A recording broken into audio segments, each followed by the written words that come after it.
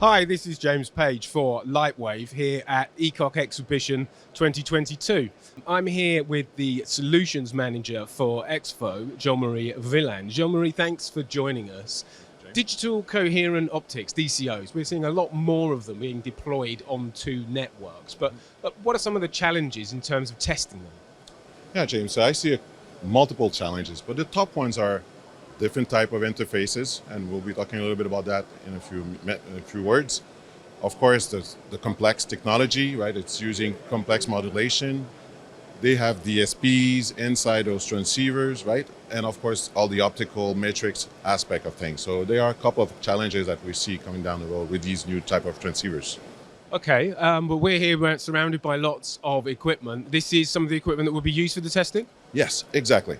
So right here, what we have is what we call the EXFO coherent tester, which has capability to support multiple type of interfaces. As we know, these transceivers are based either on QSFP-DD form factor, OSFP form factor, or CFP2 form factor. So at EXFO, what we offer, our capability here is to be able to interchange the interface, right? So you could actually use our tester to test a coherent QSFP-DD type of transceiver, a CFP2 type of transceiver, or even also the OSFP type of transceiver. And capabilities like the software that you can see behind me here, which offers you matrix on all the opticals matrix, the bird parameters, the DCO, alarms and errors, all these capabilities are built in our tester and to allow us to do the measurements. Okay, fantastic. Well, thank you for taking some time to talk us through that, and we appreciate you talking to Lightwave today. Thank you, James. We're here on the Ethernet Alliance stand, where I'm joined by David Rogers, who's Technical Business Development Manager for EXFO, and we're looking at the interoperability testing going on behind us.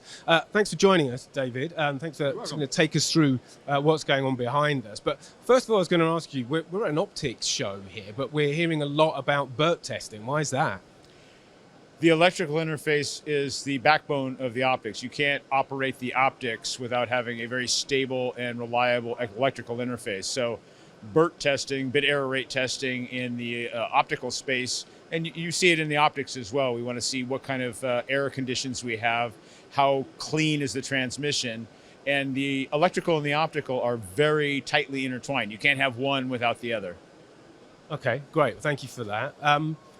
You're here presumably meeting lots of people, talking to lots of vendors. Are you hearing any particular concerns about interconnect testing? Lots of concerns. As we've gotten faster and faster data rates, the test requirements are becoming more and more important. Whereas when we were running at slower rates, it was less impactful.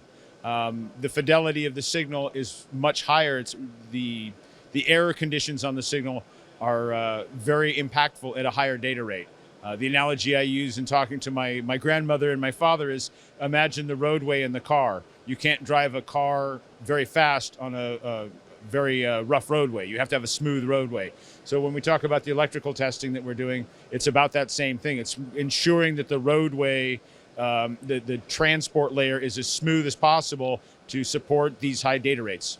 Gigabit Ethernet and things speeding up in that area. What can we say about what's new there?